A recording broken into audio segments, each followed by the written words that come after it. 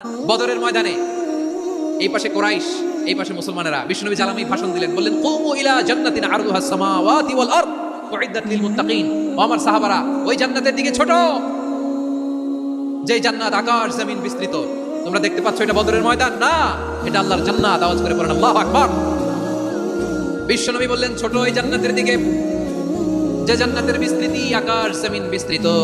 বিশ্বনবীর এই কথা শোনার পরে এক আনসারী সাহাবী সাইয়েদনা উমাইর ইবনুল হুমাম রাদিয়াল্লাহু তাআলা আনহু খেজুর খাচ্ছিলেন।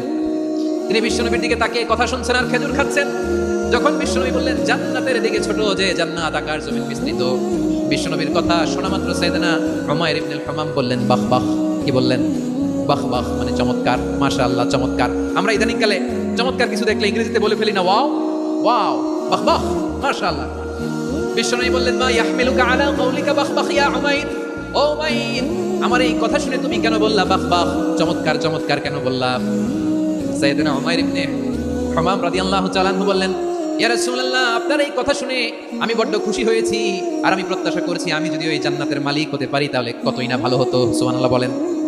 বিশ্বনবী বললেন ছোট এই জান্নাতের দিকে, যে জান্নাত আকাশ জমিন বিস্তৃত।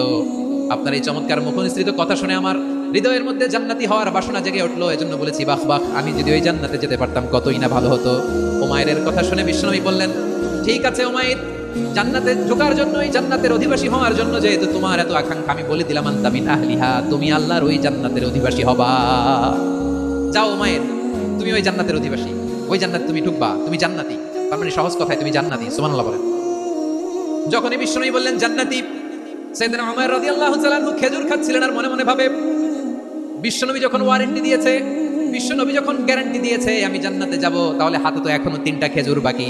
এই 3টা খেজুর যদি খাই তাহলে জান্নাতে ঢুকতে দেরি হয়ে যাবে। সুবহানাল্লাহ পড়েন। হাতে কয়টা খেজুর? 3টা খেজুর। বিশ্বনবী বললেন উমাইর আনতা মিন আহলিহা, তুমি ওই জান্নাতের অধিবাসী, তুমি জান্নাতি। উমাইর চিন্তা করলেন আমি জান্নাতি, নবীর মুখ দিয়ে যখন বের হইছে ওই জান্নাতে তো আমার ঢুকতেই হবে, কিন্তু হাতে 3টা খেজুর খেয়ে যদি জিহাদের ময়দানে যাই তাহলে জান্নাতে যেতে তো দেরি হয়ে যাবে। এই চিন্তা আসা মাত্রই খেজুর 3টাকে তিনি ছুঁড়ে মারলেন, তলোয়ার বের করে আল্লাহু আকবার বলে বদরের ময়দানে ঝাঁপিয়ে পড়লেন। আল্লাহর শত্রুদেরকে কচু কাটা করে এক পর্যায়ে শাহাদাতের সুধা পেয়ে নিজেও জান্নাতি হয়ে গেলেন। পড়েন সুবহানাল্লাহ।